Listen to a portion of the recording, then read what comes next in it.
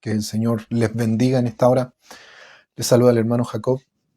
Y bueno, tengo el agrado, la bendición de poder compartir con ustedes en esta noche una porción de la palabra, como ya es costumbre. Gracias al Señor tenemos esa oportunidad de hacerlo. Y mientras hay vida, hermano, como dice Pablo, sea que vivamos, sea que muramos, del Señor somos. Si vivimos para el Señor, vivimos. ¿Qué entiendo yo por eso? Que mientras tengamos vida, mientras estemos en esta tierra, tenemos que ocuparla para servir al Señor en todo lo que sea posible, hermano. Porque ¿de qué vale? ¿De qué le sirve al hombre? Si el mundo llegase a ganar y al fin perdiere su alma, ¿qué recompensa dará el hombre por su alma? Entonces yo creo con todo mi corazón aquellas palabras que dijo Jesús cuando se perdió en el templo en el Evangelio según San Lucas. Y lo encontraron y la madre de Jesús le preguntó, ¿dónde estaba? Y Jesús le dijo, ¿por qué me buscabais? ¿Acaso no sabíais que los negocios de mi Padre me es necesario o me conviene estar? Así creo yo que en los negocios de nuestro Padre nos conviene estar. Bueno, el día de hoy vamos a estar hablando acerca de este tema titulado Libertad a los cautivos. Libertad a los cautivos, así tal cual como está escrito. Espero en el Señor poder hacerlo con claridad y que el Señor hable a nuestras vidas. Mandamos un cariñoso saludo a Panguipulli, si no me equivoco es el nombre de la localidad donde se encuentra nuestro pastor Claudio, junto a nuestra pastora Rosita. El día de hoy estuvo predicando junto a nuestro hermano Cristian Yanquiwen, a quien también aprovechamos de mandarle un saludo, si es que tienen la oportunidad de escuchar. Amén. Estaba oyendo ahí un poquito la oración que se estaba haciendo. La verdad que aquí en la casa estuvimos haciendo trabajo, estuvo mi hermana, estuvieron mis sobrinos y estuvo un amigo haciendo el trabajo, así que fue todo una bendición, de verdad. Y no he tenido la oportunidad de ver el evento, de escuchar los mensajes. Pero sí, por lo poquito que alcancé a ver, hermano, se veía que estuvo muy, muy lindo el evento. Y el día de mañana también nuestro pastor tiene la oportunidad de estar predicando allá en el sur de nuestro país. Así que abrazos fraternos hacia el sur y a los hermanos también que están aquí en la sexta región. Bueno, ahí gracias a mi hermana Maggie por su saludo, dice mi hermana Maggie Rivera, qué bueno que hará programa. Sí, amén, aquí estamos, hermana Maggie. Dios le bendiga mucho, dice mi hermana Maggie, muchas gracias. Gracias también a quienes se van conectando. Gracias al Señor tenemos internet, no se ha caído, aunque de repente se pone lento, pero gracias al Señor podemos transmitir. Vamos a orar al Señor para que Él sea hablando a nuestras vidas, amén. Y si usted tiene una petición de oración, ahí lo puede estar presentando para que juntos oremos al Señor.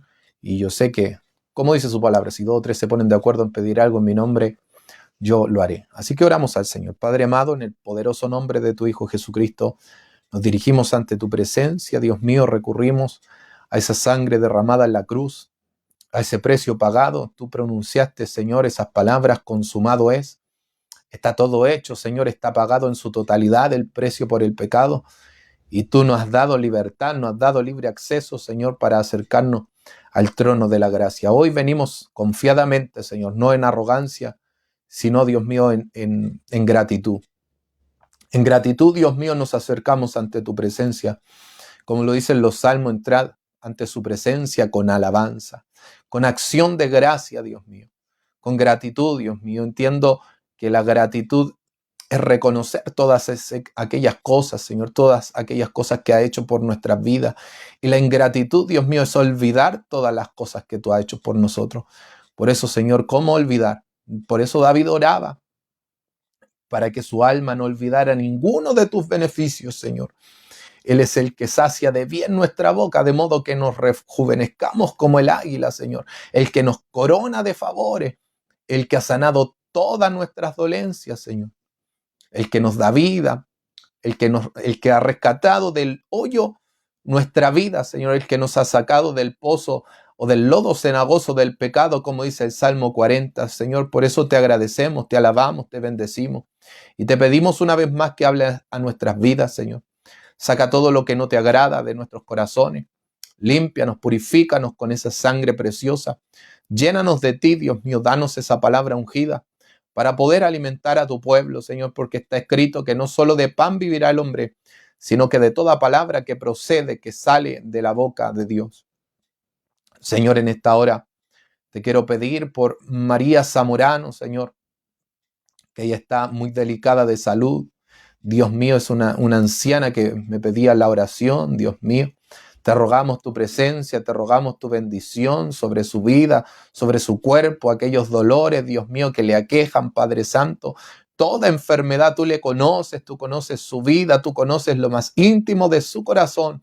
En el nombre precioso de Jesucristo, visítale, Señor, alcánzale ahí donde ella está, Padre amado.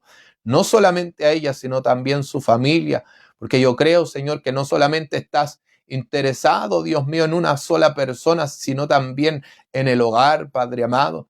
En el nombre de Jesús, derrama tu presencia una vez más, Señor. También te quiero pedir por nuestra hermana Luisa, Señor, en el nombre poderoso de Jesús, para que seas tú restaurándole, Padre amado. Ella está enferma hace mucho tiempo, Señor amado, de su hígado, pero en el nombre poderoso de Jesús la presentamos en tus manos, la entregamos ante ti, Señor. Te pedimos también por su esposo, por sus hijos, por sus nietos, Padre amado. Fortalécele en el nombre precioso de Jesús y trae, Dios mío, sanidad y fortaleza también a su alma.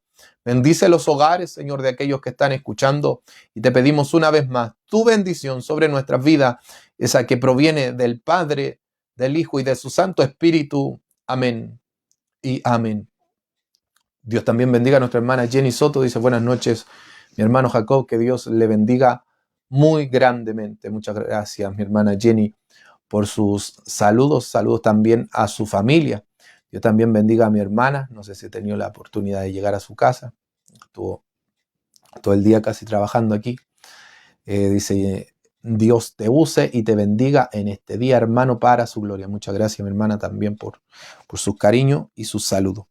Bien, vamos a estar leyendo la palabra del Señor en el Evangelio según San Lucas, en el capítulo 4, desde el verso 16 en adelante. Ya, Lucas capítulo 4, versículo 16 en adelante. Le preguntaba al Señor qué predicar. El otro día no alcancé a hacer programa y el Señor había puesto esto en mi corazón y se me hizo tarde, hermano, no alcancé, así que dije, no, lo vamos a dejar para después. Y hoy le preguntaba al Señor y el Señor me trajo lo mismo a la mente, así que, bueno, con lo que el Señor ha puesto en nuestro corazón, entonces espero que sea de edificación. Me perdona un poco, estoy medio un malestar de cabeza, pero así que si me pongo medio lento para hablar, se me va la idea. Me perdonan ya. Dios bendiga a mi madre también. Dice: toda la gloria a mi Jesucristo, bendiciones, mi amor, Dios me la bendiga grandemente en esta hora de la noche.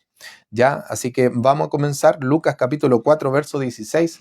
Leemos en el poderoso nombre de nuestro Señor Jesucristo. Dice: vino a Nazaret, donde se había criado, y en el día de reposo entró en la sinagoga, conforme a su costumbre, y se levantó a leer. Mire qué importante la lectura de la palabra. Verso 17, y se le dio el libro del profeta Isaías, y habiendo abierto el libro, halló el lugar donde estaba escrito. O sea, esta lectura que vamos a leer ahora, él la buscó, ¿ya?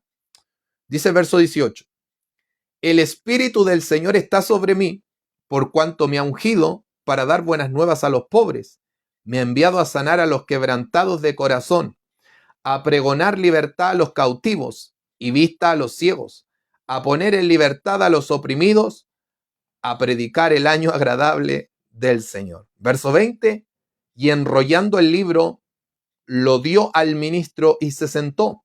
Y los ojos de todos en la sinagoga estaban fijos en él. Y comenzó a decirles: hoy se ha cumplido esta escritura delante de vosotros. Y verso 22, y todos daban buen testimonio de él, y estaban maravillados de las palabras de gracia que salían de su boca, y decían: ¿no es este el hijo de José? Él les dijo: sin duda me diréis este refrán médico: cúrate a ti mismo, de tantas cosas que hemos oído que se han hecho en Capernaum, haz también aquí en tu tierra, y añadió, de cierto os digo, que ningún profeta es acepto en su propia tierra. Amén. Palabra del Señor que hemos leído en esta hora. Gracias, mi hermana Maggie, que ha anotado el pasaje de lectura del día de hoy. Y Dios también bendiga a nuestra hermana Jimena Gajardo. Dice, bendiciones, hermano Jacob. Dios le use en esta noche. Saludos desde Copiapó. Dios bendiga entonces a nuestra hermana Jimena, desde el norte. Mire, iba a decir del sur, para que vea que yo soy muy ignorante en geografía chilena. Gloria al Señor. Bien, comenzamos. Si usted se ha dado cuenta, nuestro Señor Jesucristo va al lugar donde Él se había criado, pero mire lo curioso. En el verso 14, 2 versículos antes de lo que leímos, dice que volvió en el poder del Espíritu a Galilea. O sea, el movimiento que hace Jesús no es porque sí nomás. Él se movía en la voluntad de su Padre, en el poder del Espíritu Santo. Una vida completamente en obediencia, cumpliendo lo que dice Isaías 53 y 52, verso 12 más o menos. He aquí mi siervo será prosperado, será engrandecido y exaltado, será puesto muy en alto, como se asombrarán de él muchas naciones. El texto hebreo ahí dice, él salpicará o rociará a muchas naciones, hablando del rocío de la sangre, por ejemplo, del cordero que se derramaba para aceptar el pacto. Moisés en Éxodo capítulo 24, cuando lee el libro de la ley, dice que los roció con la sangre del pacto, y todos dijeron, obedeceremos. Y Pedro nos dice que nosotros fuimos rociados con la sangre de Cristo. Él rociará a muchos. Él es siervo de Jehová y está ligado al Dios Padre por medio del Espíritu Santo. La Santísima Trinidad, esa es la doctrina de la Trinidad, que nos dice que el Padre, el Hijo y el Espíritu Santo están unidos en sí mismos. ¿Ya? Son un solo Dios en tres personas, coexistente en tres personas diferentes. El Hijo no es el Padre no es el Hijo no es el Espíritu Santo. ¿Ya? Pero los tres son el mismo Dios. Los tres son el mismo Dios. Verso 15, enseñaba en las sinagogas de ellos. Verso 16, entonces en esa secuencia él va a Nazaret, pero siempre en obediencia, siempre en sumisión, siempre movido por el poder de Dios. Y ese es un ejemplo a nosotros, porque Él es nuestro maestro y Él nos enseña no solamente con las palabras, sino también con su testimonio. Él lo decía, por ejemplo, en Mateo 11, 28, aprended de mí, que soy manso y humilde, no que yo les enseñé teológicamente lo que es la mansedumbre y la humildad. Se da por hecho que Él lo enseñó, pero Él no dice eso. Él podría haber dicho, yo les di un curso de teología acerca de la mansedumbre y la humildad. Pero Él no dice eso. Él dice, aprendan de mí, que soy, no que enseñé la humildad, sino que soy manso y humilde. Porque Él enseñaba con el ejemplo. Porque la primera forma de aprender es con el ejemplo, no con las palabras. ¿Sabía usted eso? Primero dando el ejemplo. Sé tu ejemplo en todo.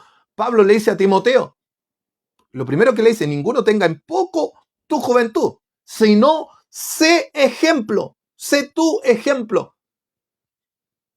En palabra, en fe, en conducta, en pureza. Tú tienes que ser ejemplo para poder enseñar a otro, porque va a haber gente que no te va a tomar en cuenta tu mensaje. Jesús, él predicaba con sus actos y con sus palabras. Su vida espiritual era consecuente con lo que él enseñaba.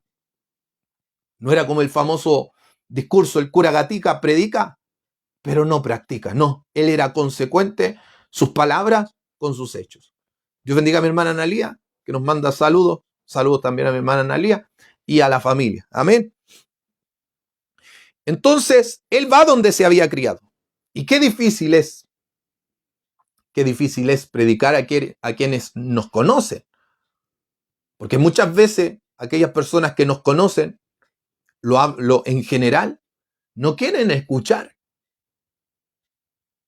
Su familia quizás no le quiere escuchar a usted. O hay muchos de su familia que no han creído en el Evangelio. No se sienta triste porque incluso los hermanos de Jesús no creían en él. Los hermanos de Jesús no creían en él. ¿Acaso al Señor le faltó más santidad? ¿Acaso al Señor le faltó predicarle más? No, es que el Señor respeta el libre albedrío, pero también Él sabe cómo tratar. Todo tiene su tiempo debajo del sol. Y los tiempos de Dios son perfectos. El salmista dice, en tus manos están mis tiempos. Así que no se desespere. Y en el día de reposo, como era costumbre, entró a la sinagoga. Sinagoga, ¿qué es una sinagoga? Viene de sinagogí, que significa reunir.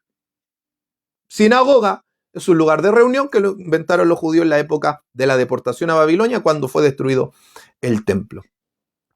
Y sobrevive en sinagoga en Israel, en Tesalónica o Tesaloniki, como le llaman los griegos, con inscripciones judaicas, inscripciones judías, pero en griego. Desde la época de Jesús y de los primeros cristianos, hombres que tenían sinagoga y que se convertían al evangelio, disponían esas sinagogas para que se predicara el evangelio de Cristo. Jasón, por ejemplo, la casa de Jasón, era un hombre que había prestado un lugar de reunión para poder predicar el evangelio. Y así sucesivamente. Estas sinagogas primeramente entonces la usaban los judíos para leer el libro de la ley, y posteriormente ya en la época de Jesús ya leían todo el Antiguo Testamento. Al principio solo los 5 libros de la ley, posteriormente los 39 libros que nosotros conocemos del Antiguo Testamento. Es en ese contexto que, conforme a su costumbre, se levantó a leer. Era muy importante la lectura pública, sí, muy importante. Posteriormente va a ser muy importante la lectura pública en las comunidades cristianas. Es muy importante. ¿Por qué? Porque en las comunidades cristianas se va a encontrar gente completamente analfabeta. Y recordemos que en la época de Jesús, quienes recibían la enseñanza bíblica, los que daban la enseñanza bíblica, eran gente de la aristocracia, eran gente adinerada, era gente de alta alcurnia. ¿Qué hablar de los fariseos? ¿Qué hablar de los saduceos? Que tenían un lugar ahí en el templo y que tenían también un apoyo de Roma. Esta gente entonces era la que tenía la llave del conocimiento. Y Jesús le decía que ellos cerraban o quitaban la llave de la ciencia, del conocimiento, y no entraban ellos, hablando del reino de Dios, ni dejaban entrar.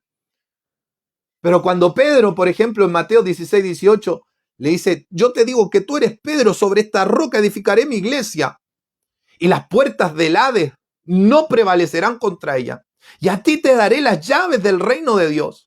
¿A qué se está refiriendo? Se está refiriendo que ahora el conocimiento de la palabra de Dios no era absoluto de los hombres millonarios, los hombres poderosos, sino que ahora los hombres pobres les era predicado el evangelio.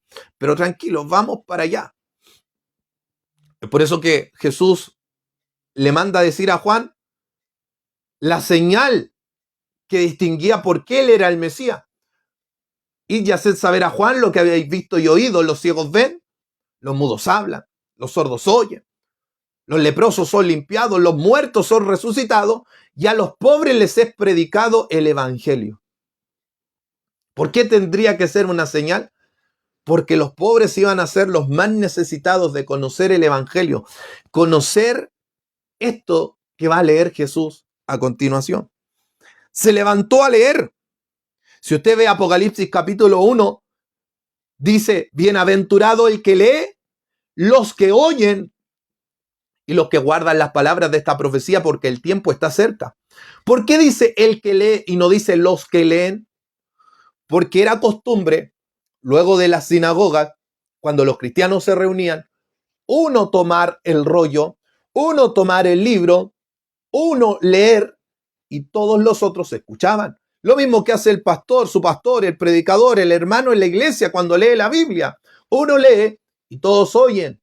Por eso el Señor le dice, bienaventurado el que lee, los que oyen y los que guardan. las palabras de esta profecía, porque el tiempo está cerca.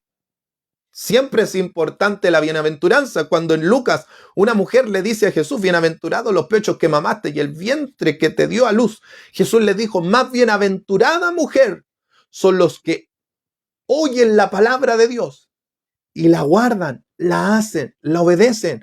Así que usted siéntase bienaventurado, bienaventurada por poder oír y poder vivir la palabra de Dios.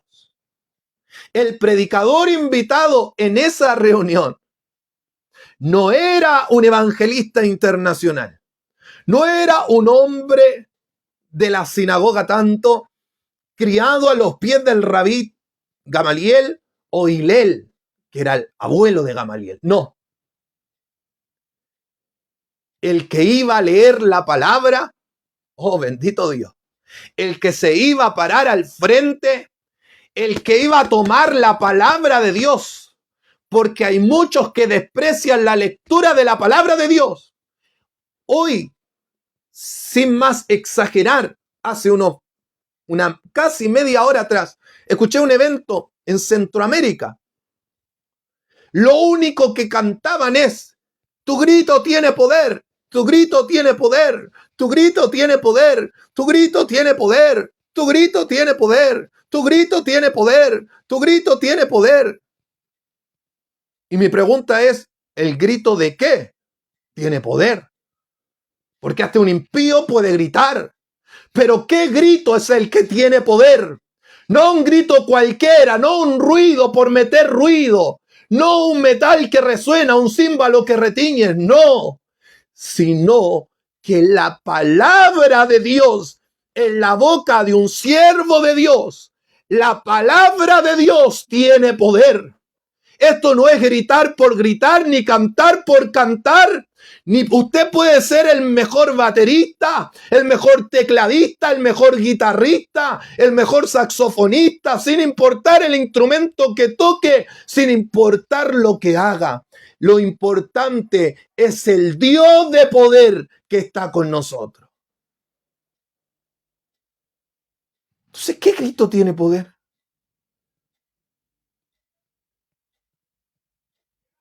Cuando no hay palabra, se dice amén a todo. Y va a caer, y va a caer, y va a caer. Y lo único que cayeron fueron las hermanas ahí en el suelo.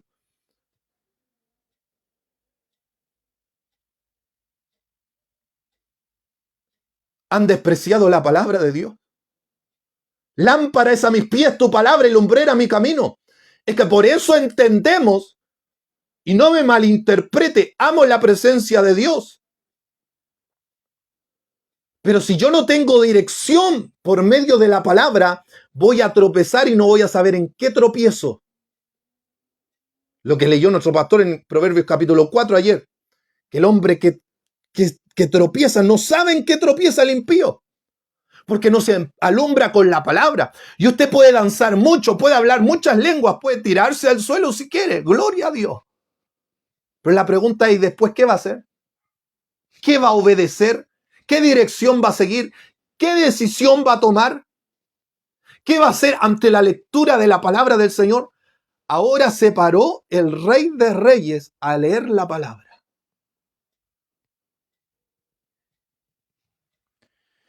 Se le dio el libro del profeta Isaías. Abrió el libro. Él no dijo, denme el libro de Isaías, no. Tomó el rollo. Mire, aquí tengo un pergamino que me lo dio mi hermana. Está descomponiéndose, es natural. Es de una palmera, ¿sabía usted? Así leían el rollo, lo abrían, lo estiraban. A él se le da el rollo de Isaías, está dividido en rollos. Y él buscó en el rollo este pasaje, lo encontró, lo buscó. Él tuvo una intención de leer esta lectura. No fue un por si acaso, fue con intención. Él sabía lo que tenía que leer, él sabía lo que tenía que decir. porque él sabía lo que venía a cumplir esta tierra. Moraleja, es importante también que el predicador sepa lo que tiene que leer, sepa lo que tiene que decir, porque Jesús no vino a improvisar nada. No es pecado conocer la palabra, porque Jesús, cuando se pierde en el templo, estaba hablando con los maestros de la ley y le estaban haciendo preguntas y se admiraban, dice, de sus preguntas y de sus respuestas.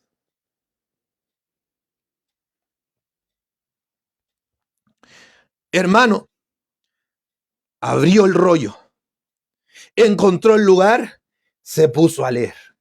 El Espíritu del Señor está sobre mí por cuanto me ha ungido. Me ha ungido.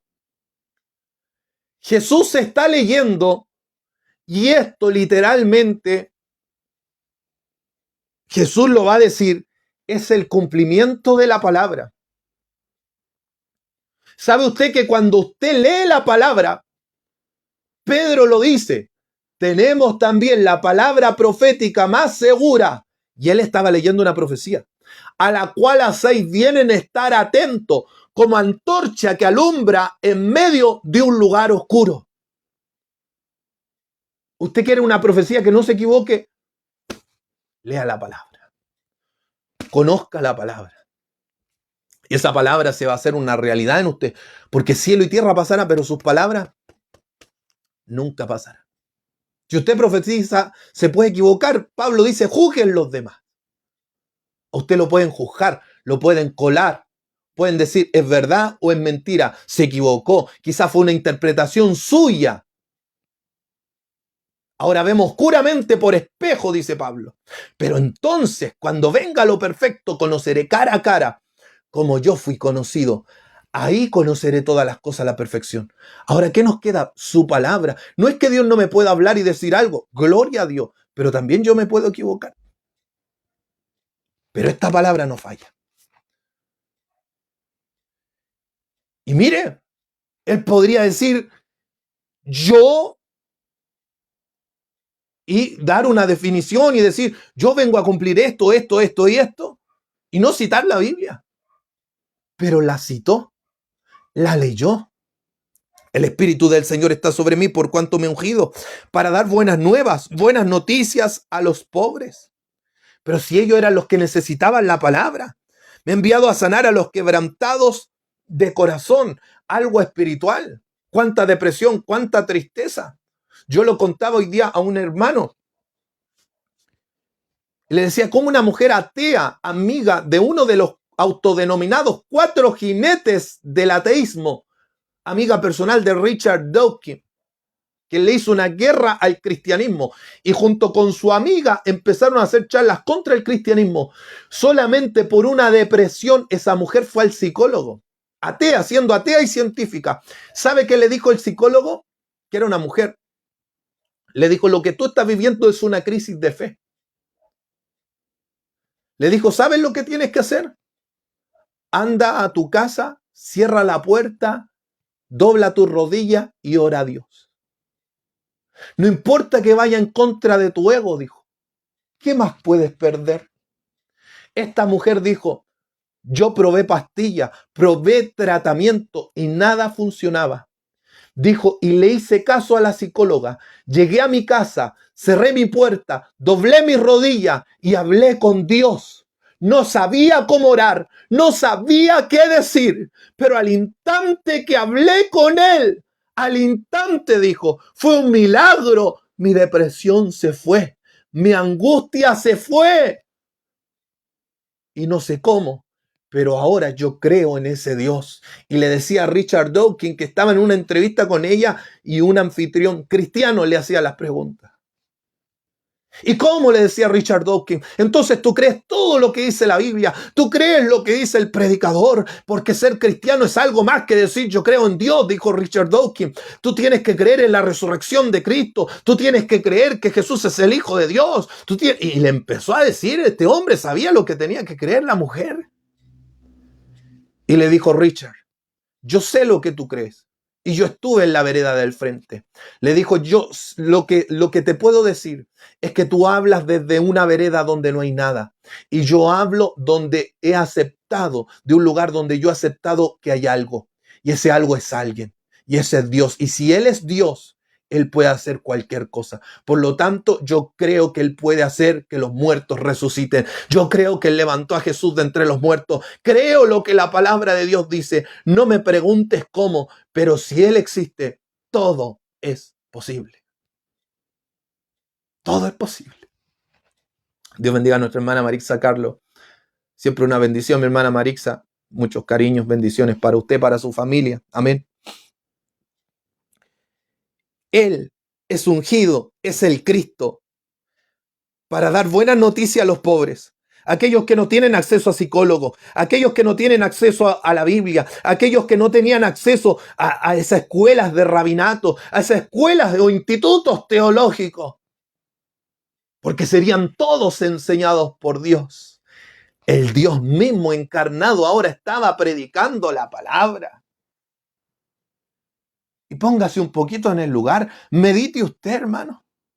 ¿Cómo habrá sido haber estado ahí escuchando a Jesús predicar la palabra? No, Él no era aburrido como nosotros. Yo no me imagino que alguien se haya parado ahí en la sinagoga mientras Él hablaba y voy a ir al baño, voy a ir a comprar un té, voy a ir a comprar, como dicen aquí en Chile, un completo, un hot dog, como dicen allá en los Estados Unidos. No imagino que mirando el celular a ver si me llegó un mensaje, a ver si me llegó un mensaje TikTok, un direct, a ver si me llegó, tengo algo en el chat.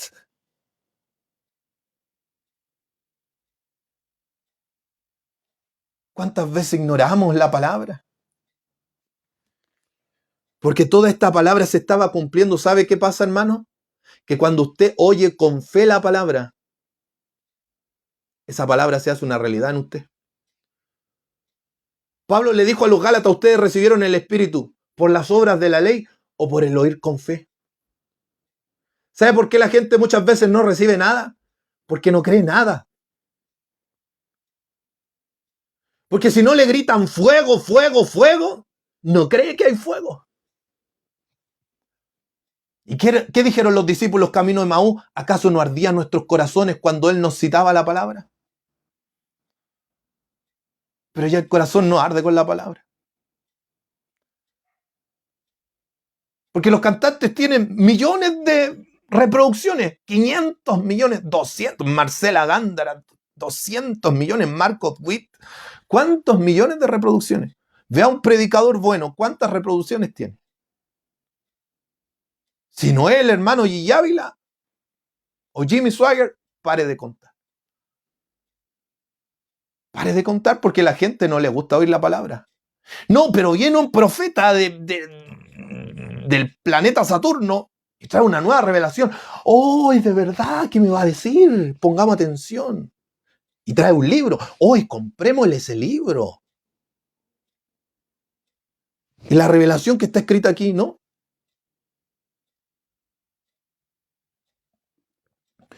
Me he enviado a sanar a los quebrantados de corazón. ¿Cuántos quebrantados de corazón el Señor no ha sanado? Yo fui uno de ellos, yo tuve depresión, por eso me identifico con esa científica que el Señor la sanó de su depresión.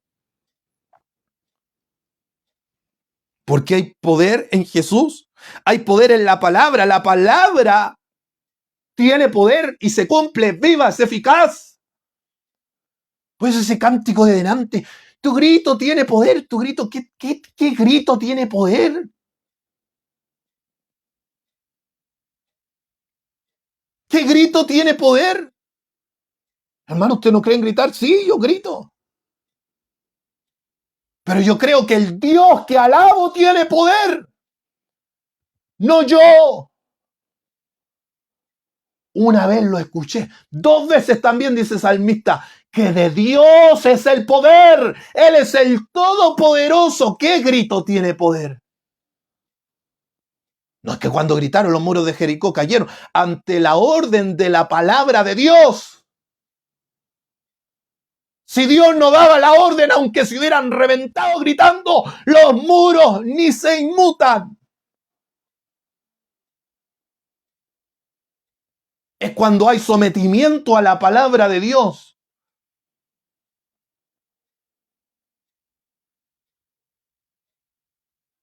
Que Dios actúa, el Espíritu de Dios se mueve. Porque esto lo está demostrando. Jesús está leyendo la palabra y miren lo que va a terminar diciendo. A pregonar libertad a los cautivos, vista a los ciegos, poner en libertad a los oprimidos, a predicar el año agradable del Señor. Enrollando el libro, lo dio al ministro, se sentó. Los ojos de todos en la sinagoga estaban fijos en él y comenzó a decirle: hoy se ha cumplido esta escritura delante de vosotros. ¿Qué quiere decir? Que mientras leía esta palabra, el corazón era restaurado. Mientras él leía esta palabra, los presos eran libertados. Mientras él hablaba la palabra, los ciegos veían. Oh, vea el libro de Marcos, que multitudes se lanzaban, yo lo he explicado en otra ocasión, saltaban sobre Jesús. Nuestra traducción Reina Valera dice: caían sobre Jesús, porque ellos saltaban sobre Jesús, se agarraban de Jesús para ser sanados.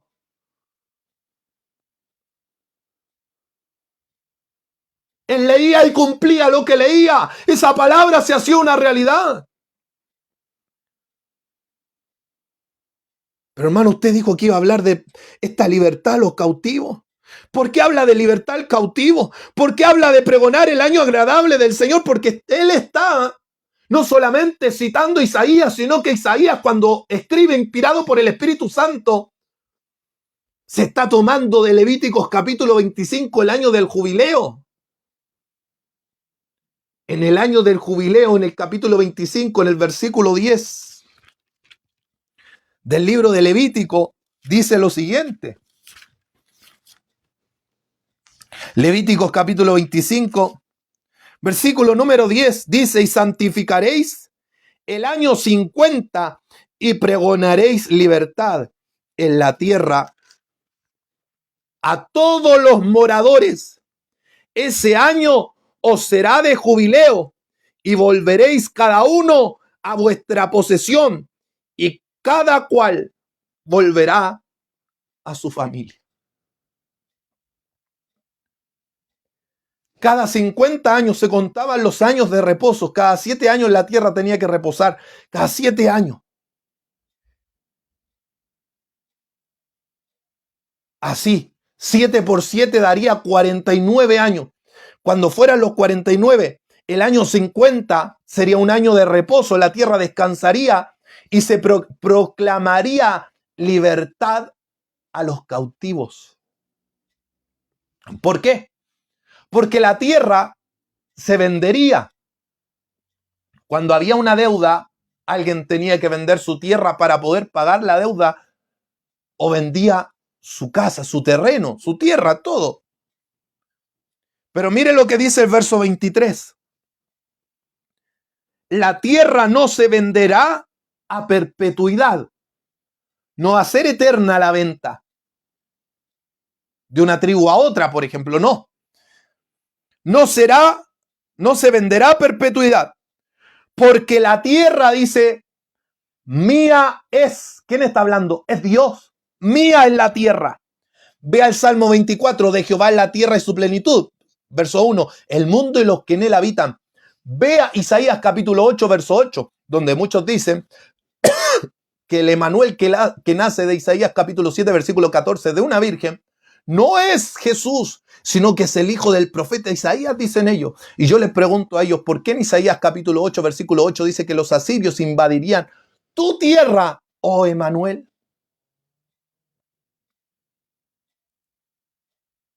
¿Y quién es ese Emanuel que es el dueño de la tierra que fue invadida? El hijo del profeta Isaías nunca fue el dueño de la tierra de Israel, porque el dueño de la tierra siempre fue Jehová de los ejércitos. El dueño de esa tierra, el Dios del cielo, sería quien pregonaría algún día la libertad, jubileo, año de descanso. Coincidiría también con la época del año del perdón o del mes del perdón. Yom Kippur, el sacrificio por el perdón de los pecados de Levíticos capítulo 16. Se perdonarían los pecados, se devolverían los terrenos. Veamos lo que dice Isaías 61, el pasaje que leyó Jesús en la sinagoga. Isaías capítulo 61.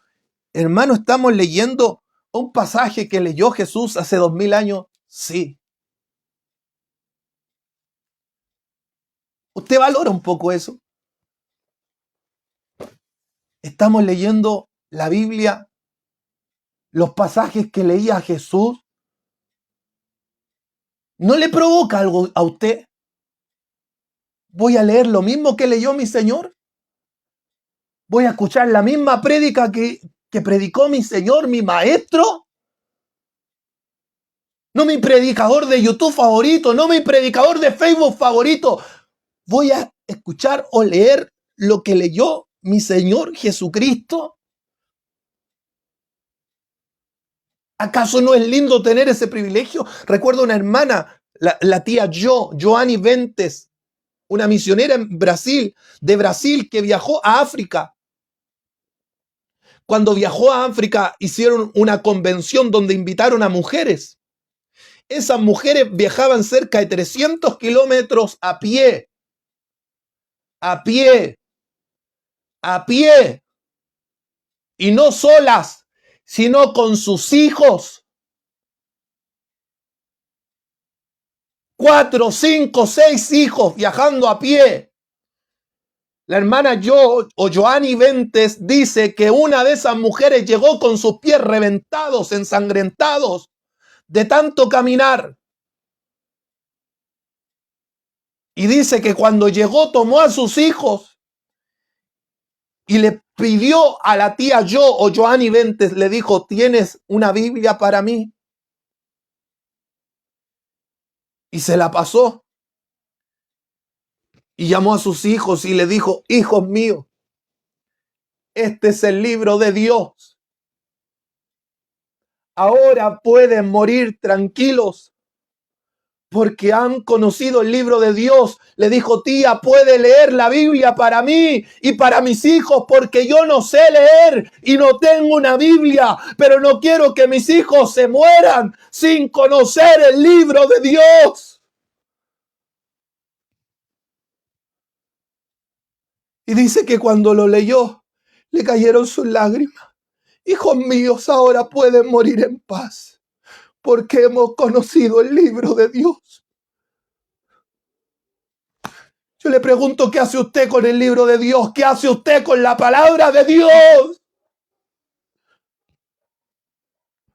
Muchos la tienen por basura. Muchos la tienen como amuleto, muchos la tienen olvidada. Le cantan a cualquier cosa.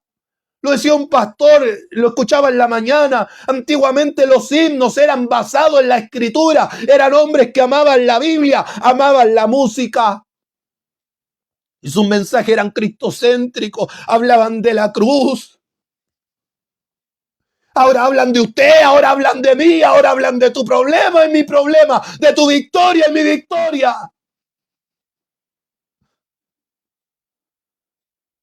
Valoramos la palabra de Dios. Y leyó al profeta Isaías. Me imagino conocer a Isaías después que mi Cristo llegara al cielo y le dijera, ¿sabes qué? Yo leí lo que tú escribiste, ¿en serio? Sí. Esa palabra que yo te di a ti, yo la leí. Yo se la prediqué allá a los judíos.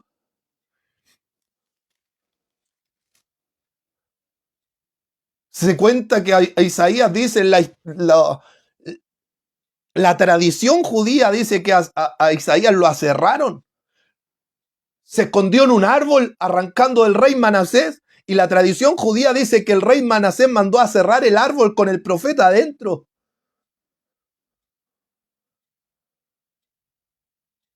Pero me imagino algún día a Cristo decirle, ¿sabes qué, Isaías? Tu muerte no fue en vano, porque tú hablaste de mí. Tus mensajes no se perdieron. Yo soy el cumplimiento de esos mensajes.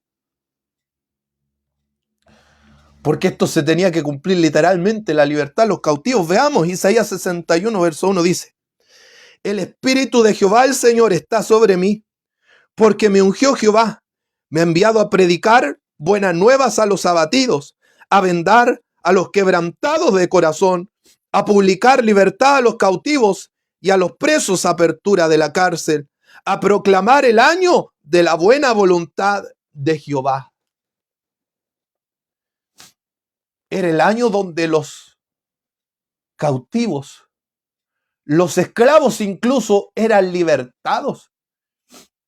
Porque cuando no tenían para pagar sus deudas, no solo vendían las tierras, sino que ellos mismos se vendían cuando ya no tenían que vender.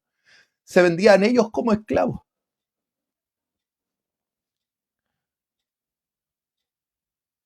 Y eso éramos nosotros, éramos esclavos. No teníamos cómo pagar nuestra libertad. Éramos esclavos del infierno, éramos esclavos del pecado, éramos esclavos de Satanás. No teníamos tierra, no teníamos posesión, no teníamos heredad, no teníamos vida eterna. Todo le pertenecía al enemigo. Pero cuando llegaba el año agradable al Señor, el año del jubileo, se gritaba, se proclamaba: este año hay libertad. Este año volverás a tu casa. Este año recuperarás tu tierra. Pero han pasado 50 años, han pasado 50 años. Este es el año de la libertad. Y Jesús lee esto diciendo: yo soy el que trae esa verdadera libertad al cautivo. En las guerras habían esclavos. En las guerras, si se perdía una guerra era terrible. Vea 1 Samuel capítulo 17, un pasaje muy conocido que es el pasaje de David y Goliat. Dice Goliat en 1 Samuel capítulo 17, en el versículo 8. Y se paró y dio voces y gritó a los escuadrones de Israel diciéndoles: ¿para qué os habéis puesto en orden de batalla? ¿No soy yo el filisteo? ¿Y vosotros los siervos de Saúl? Escoged de entre vosotros un hombre que venga contra mí. Miren lo que dice el verso 9. Si él pudiere pelear conmigo y me venciere, nosotros seremos vuestros siervos o vuestros esclavos. Miren lo que estaba en juego. Esto es lo que estaba en juego en la cruz del Calvario. Jesús enfrentando al imperio de la muerte, el reino de los cielos versus el imperio de la muerte. Si pudiere pelear conmigo y me venciere, nosotros seremos vuestros siervos, dice Goliat. Seremos sus esclavos. Pero mire lo que sigue diciendo. Y si yo pudiere más que él, si yo venciere al hombre de Israel que me mandaran ustedes, si yo lo venzo, si él no puede conmigo, oh bendito Dios, vosotros seréis nuestros siervos y nos serviréis. Y añadió el filisteo: hoy yo he desafiado al campamento de Israel. Dadme un hombre que pelee conmigo. Y oyéndolo Saúl y todo Israel estas palabras del filisteo, se turbaron, se confundieron y tuvieron gran miedo. No había ningún hombre que pudiera pelear contra Goliat de Gat. No había así también ningún hombre que pudiera pelear contra Satanás y vencerlo y ganar nuestra libertad. Goliat gritaba, desafiaba al ejército de Israel y David interpretó que era el ejército de Jehová.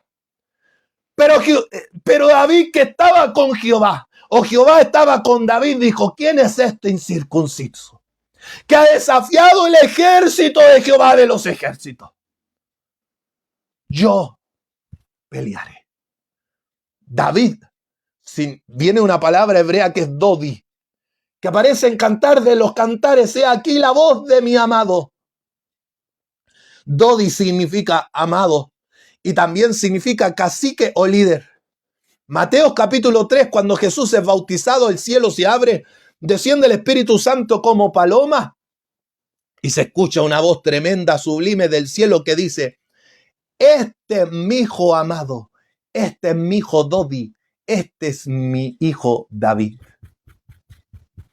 en quien tengo complacencia. Cumpliendo Isaías capítulo 42, verso 1 al 3. He aquí mi siervo, yo le sostendré. Mi escogido, en quien mi alma tiene contentamiento. He puesto sobre él mi espíritu. Él traerá justicia a las naciones. No gritará, ni alzará su voz, ni la hará oír en las calles. No quebrará la caña cascada, ni apagará el pábilo que humeare, hablando de los hombres débiles, a punto de morir, como ese pábilo o esa lámpara que está a punto de apagarse, o esa caña cascada o quebrajada que está a punto de romperse por completo. Así estaban nuestras vidas espirituales, a punto de apagarse nuestra lámpara, a punto de morir. Pero Él, en lugar de venir a matarnos, en lugar de venir a hacer pedazo a los pecadores, porque sabe que Isaías 61 en el verso 2 no terminaba ahí. Si usted termina de leer el verso 2 de Isaías 61, verso 2 dice: a proclamar el año de la buena voluntad de Jehová, y Jesús se detuvo. ¿Sabe por qué se detuvo? Porque si seguía leyendo entraban a la gran tribulación. Porque mire lo que dice: y el día de venganza del Dios nuestro.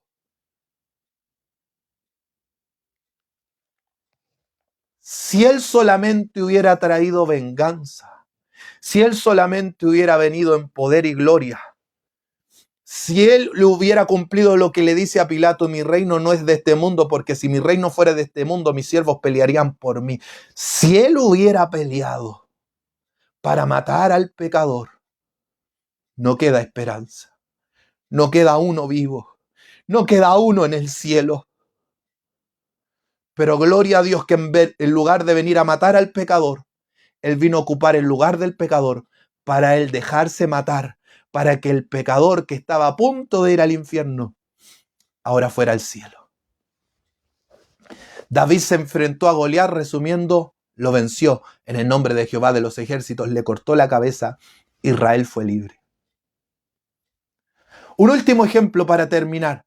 1 Samuel capítulo 30. David había estado de campaña y dejó sola su ciudad Siclag. Siclag estaba habitada por las mujeres de David, Ahinoam y Abigail, que significa gozo del Padre. Estas mujeres, dice que llegaron los amalecitas y las llevaron cautivas. Los de Amalec se las llevaron cautivas, pero prendieron fuego a la ciudad y se llevaron el botín.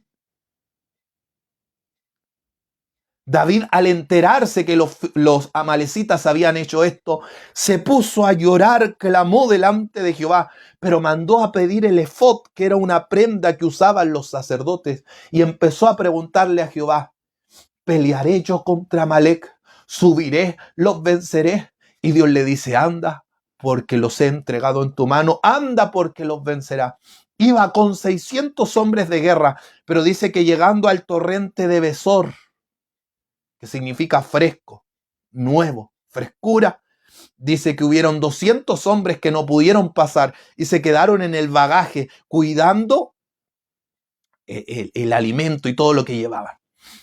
Pasaron 400 y se encontraron con un hombre egipcio que era esclavo, y les contó este hombre egipcio cómo el pueblo de Amalec, el cual él era esclavo, había entrado a la ciudad de Siclag, había llevado cautiva a las mujeres y a los niños y había prendido fuego a la ciudad. ¿Tú sabes dónde está?, le dijo David. Si tú me prometes no entregarme en la mano de mi señor y no matarme, yo te lo voy a decir.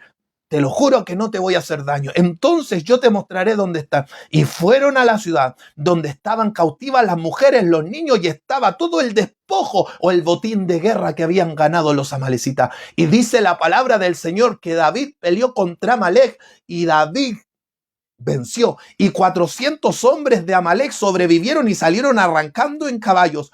Pero David, al ganar la victoria, dice que tomó a las mujeres que habían sido cautivas, tomó a los niños, tomó el botín de guerra y se lo llevó y lo repartió con aquellos que no habían podido pelear. Hermano, no entiendo. David dio libertad al cautivo. Jesús, al decir que venía a dar libertad al cautivo, está recitando Isaías 61, está recitando Levíticos capítulo 25, libertad al cautivo. Pero también está expresando lo que sucedía en una guerra. Los prisioneros eran esclavos. Eran tomados por prisioneros, perdón. Le pertenecían al imperio rival. Pero miren lo que dice Colosenses capítulo 2, verso 13 en adelante. Colosenses 2, verso 13 en adelante dice: y a vosotros, estando muertos en pecado y en la incircuncisión de vuestra carne, os dio vida juntamente con él, perdonándoos todos los pecados, verso 14, anulando el acta de los decretos que había contra nosotros, que nos era contraria, quitándola de en medio, clavándola en la cruz. Lo explico. Cuando había una deuda, el deudor se le hacía un acta con todas sus deudas. Se escribía su nombre. Se ponía en su puerta. El imperio podía llegar y quitarle todo, porque era deudor. Se iba cautivo y perdía todo. Pero si llegaba alguien de buena voluntad y le pagaba la deuda, llegaba el emperador, o venían los representantes del imperio, más bien dicho, tomaban el acta de los decretos que había contra él, o sea, todas sus deudas, y le empezaban a hacer cruce. Y esa acta quedaba anulada. Jesús en la cruz del Calvario, en Juan 19:30, grita: consumado es. Y la palabra en griego, lo he dicho muchas veces, literalmente traducida, la palabra es tetelestai, que traducido significa pagado en su totalidad, indicaba eso. Cuando se pagaba la deuda, se escribía tetelestai, pagada en su totalidad. No debe absolutamente nada. Cristo, ¿cómo la anuló? Pagando la deuda en la cruz del Calvario. Consumado es. Quitándola de en medio, clavándola en la cruz, verso 15. Y despojando a los principados y a las potestades. Lo que hizo David, le quitó el botín. Y los exhibió públicamente, los humilló, triunfando sobre ellos en la cruz. Lo he dicho hasta el cansancio, no me canso de repetirlo. Mucha gente canta: no, en la cruz el diablo venció a Jesús. Y cuando Jesús resucitó al tercer día, dicen los predicadores que no conocen la Biblia, dicen al tercer día, cuando el diablo estaba haciendo fiesta, estaban en la disco, estaban gritando, estaban saltando, ahí Jesús resucitó y ahí el diablo le dio depresión. ¡No! Este te herirá en la cabeza, tú le herirás en el calcañar. ¿Dónde se cumple eso? En la cruz. El clavo que traspasa el talón o el calcañar de mi Cristo. Ese pie que fue atravesado, ese pie era el que le daba el pisotón en la cabeza al diablo y le ganaba la batalla. Hebreos 2:14. Por cuanto los hijos participaron de carne y sangre, él también participó de lo mismo, para vencer por medio de la muerte al que tenía el imperio de la muerte. Esto es, al diablo. Él era el año agradable del Señor. Él era el precio por la libertad. Él era el precio pagado para dar libertad al cautivo, para dar libertad al esclavo. Él ganó la guerra y le quitó toda potestad al diablo, al que tenía el imperio de la muerte, a quien nunca le abrió la cárcel a sus muertos, según Isaías capítulo 14, a sus presos. Así que por eso nadie puede libertarte de tus pecados. Solo aquel que venció al diablo en la cruz del Calvario, pagando el precio de mi libertad con su propia sangre, como dice primera de Pedro capítulo 1, verso 18. No con oro ni con plata, cosas corruptibles, sino con la sangre preciosa de Cristo. Termino. Dice el libro de Efesios capítulo 4,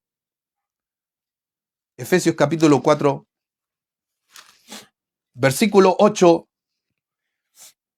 lo siguiente: